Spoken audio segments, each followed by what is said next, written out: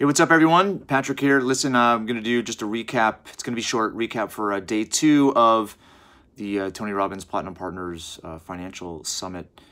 And this day, it's the next morning right now. This day was more, I would say, personal. So there's not a ton of information.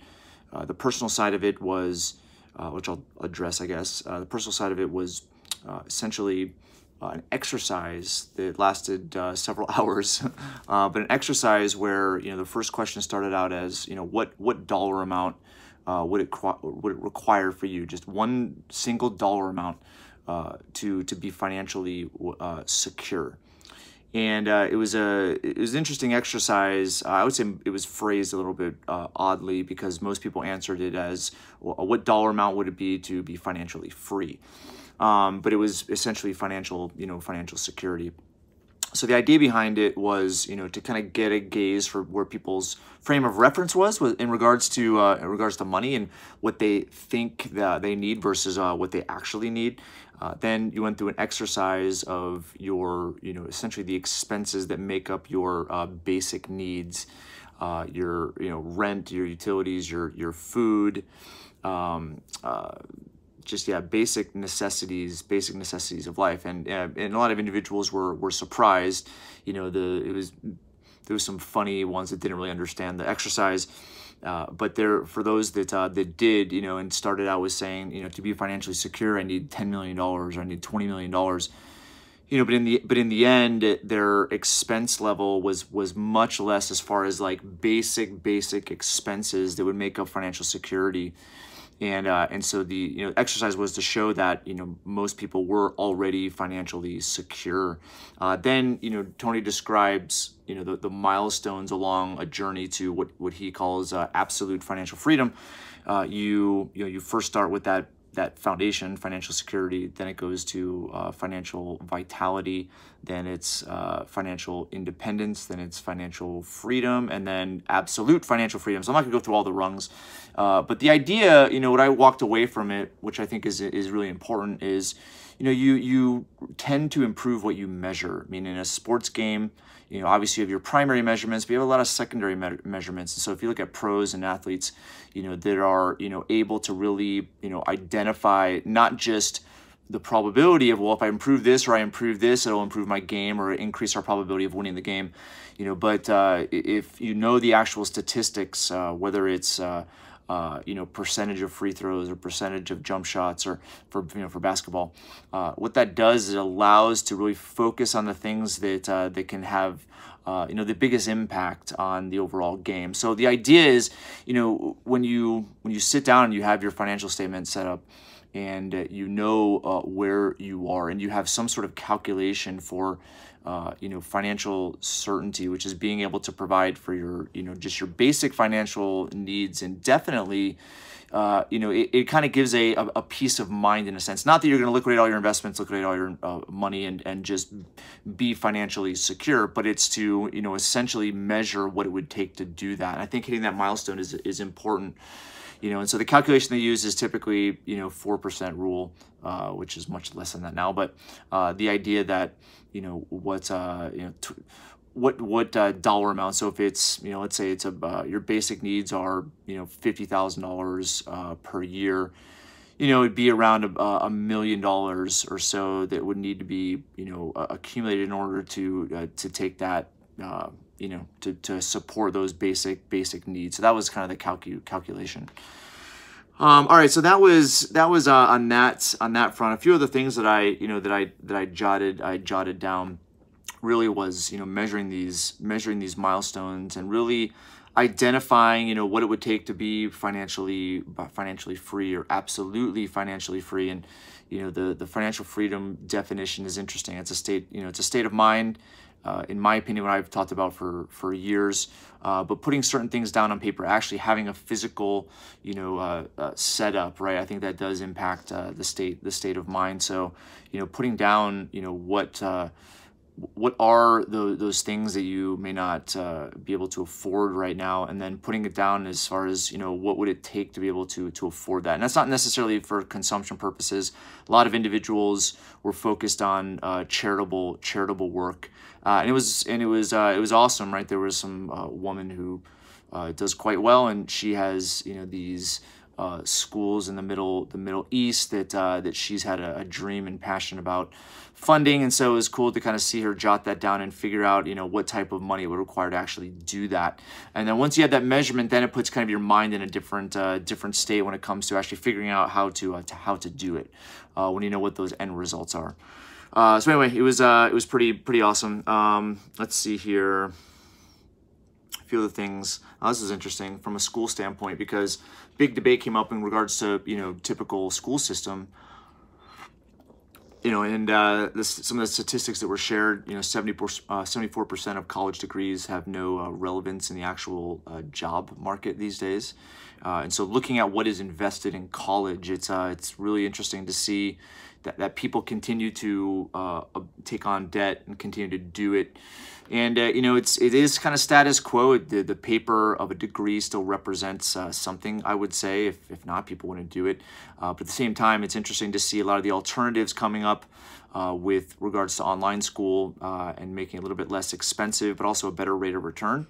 And there was a doctor I was talking to who, you know, from a family practice standpoint, the amount of actual cost associated with going to school and the, you know, the revenues actually generated from that type of practice is basically going to create this, you know, deficient number of family practitioners in the medical field. So it's really interesting to see kind of what student loans and leverage does to boost up the you know, the tuition rates and the cost of actually getting an education, and the unintended consequences. Because obviously, you know, with the, you know, the medical field, the amount of regulation that exists, you know, suppresses the ability to pay doctors essentially what they're worth. Now, it's obviously, it sounds abstract, but if you look at what it costs to actually educate them and what they're paid, doesn't make much sense. So right there, people are going to come to this idea of, wow, I'm not going to go spend all that money and all that time to pursue a field if you know, if the income is not going to support the payback of that loan. Not to say that everyone, you know, uses loans, but, you know, a lot of doctors these days are. Okay, so that's another thing. You know, another interesting point, and then I'll end with the billionaire Chinese guy that spoke to us, which was really neat. But the idea, and I've talked about this before, but the greatest wealth transfer in history happening over the next, you know, he says 6 years, I would say probably 10 to 12 years. But it essentially is the passing of money from the baby boomer generation into the hands of, you know, X generation and millennials. And it'll be really interesting to see, you know, where that goes, and how taxes are going to change, obviously, because of the, you know, the issues with the amount of unfunded obligations that the United States has with Social Security and Medicare. So it'll be interesting to see what happens with that tax in the coming years. And let's see, that's probably it. Actually, I would say, you know, to think about it, what keeps going through my mind with regards to, you know, the wealth transfer is, you know, from a business standpoint, right? What are the recipients of that money going to do? But I would also say is, you know, the next 6 to 12 years, you're going to have a passing generation who is at a certain stage of life where I think that, you know, resources are deficient as far as being able to accommodate them at a good price. I'm mainly referring to the aging population with regards to, you know, long-term care, you know, and assistance at home with regard to, you know, in-home care. But I think there's tons of opportunities there, as well as opportunities for the you know, the recipients of that money when it comes to what they're going to be spending it on, which should be interesting. But also, you know, the real estate market, I won't get into a ton of detail, but the real estate market, the shifts that are occurring there, because you have, you know, a lot of these bigger homes that are owned by the aging population that are going to be going to probably smaller facilities. If not, they're going to pass away and leave, you know, essentially homes that are paid off as part of estates. And so I look at, you know, just a kind of supply and demand issue when it comes to, you know, what can actually be afforded by those that are receiving that money, and if they're, you know, going to actually buy a house, or if they're going to have different lifestyle preferences. So it should be interesting. All right, so this was a really neat one. This was like later at night, but this guy's name is Chow, and he sold a business in 2003. And it's interesting, the comments, which were kind of off the, you know, off the cuff, and yeah, it was interesting, but just the comments made in regards to the copying of businesses that occurs in China. And he basically took eBay's model and created the model in China, and then sold it to eBay. So it was really interesting. Can't remember the amount of money. I think it was several $100 million.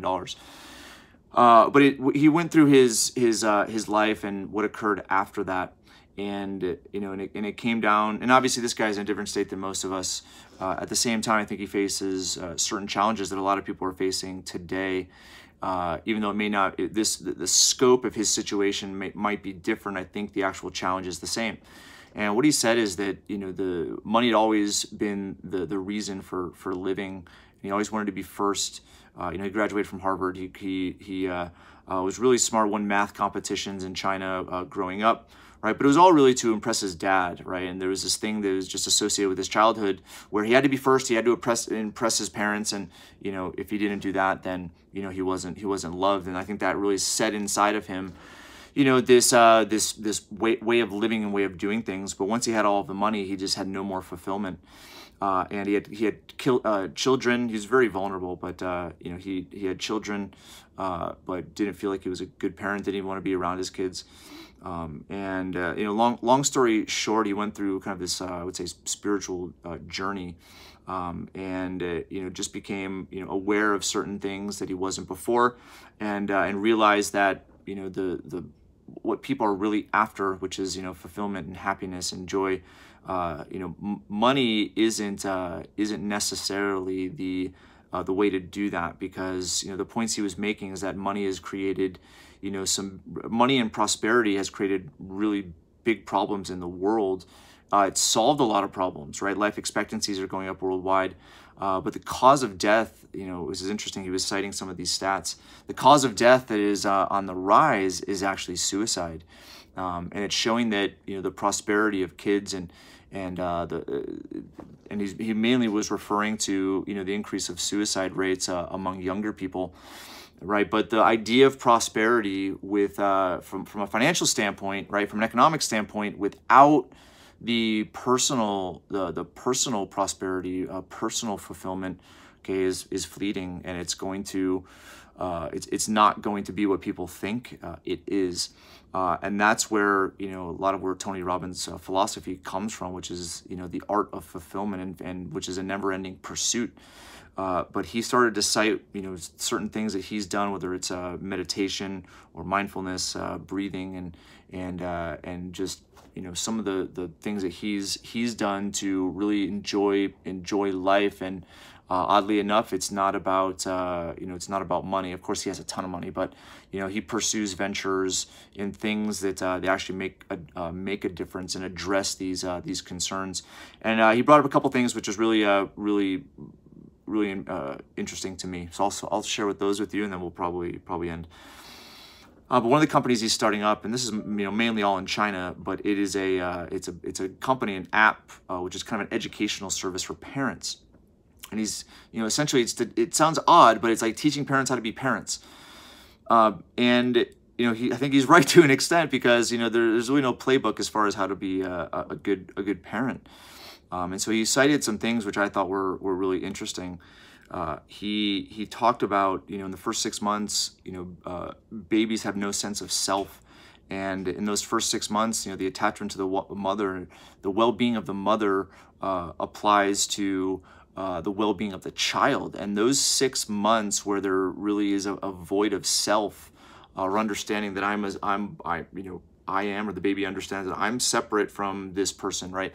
That it affects, and they've done studies apparently, but affects the future of that child in very significant ways. And so just the understanding of that allows mothers or fathers that support mothers, or a family that supports a mother, right, to essentially be look out for their well-being more so than the babies. It makes kind of, it's an interesting way of looking at it. Second thing is the prefrontal cortex of male babies, where it isn't fully developed until the age of 25, right? So if you look at kids, right? I have a 4-year-old, and he is just off the wall, and he's he's so amazing. He's so amazing. It's hilarious, and he's the cutest kid. But he's throwing stuff and smacking this and hitting this, and he has 2 older sisters, right? So he's just kind of crazy. But looking at as far as the limbic system is concerned, right, and essentially focusing on that as opposed to thinking that he knows what he's doing, is essentially the idea of being connected, emotionally connected. And just looking at developing that alone makes a massive difference in male. I wouldn't say all the way up to 25, right? But I look at what males growing up are seeking, and that's a case that he made as far as feeling emotionally connected. All right, anyway, so he's investing in stuff like that. So it was really cool, very authentic guy. He was so down to earth, and you can feel it. It was really It was really cool, and obviously he talked a little bit about China. We can't share some of those things. All right, guys. Well, that's pretty much it today. Ray Dalio is the first speaker this morning, and they played a video yesterday, which is called "How the Economic Machine Works," which is interesting. I caught myself saying, "How should it work?" versus "How does it work?" Because there's a video which we'll put in the notes here, the description. There's a video that's out there that is really interesting. At the same time, I look at it as, it isn't the way it should work, in my opinion, but it is the way it works. And so looking at what the future holds in regards to a lot of the economic challenges that we're facing, I see a lot of turmoil. This kind of gives you a view or perspective on potentially what could occur, so that you position yourself accordingly. Okay, that's it. Day 2 in the books. Okay. And I'm getting into day 3. Didn't ski today. I hit a tree yesterday when I was skiing. My knee really hurts. Could have been way worse. But I think I signed up for the wrong level. I pushed the limits and signed up for level 5, which is kind of advanced expert. And yep, not as young as I used to be. All right, guys. Thanks for watching. See you later.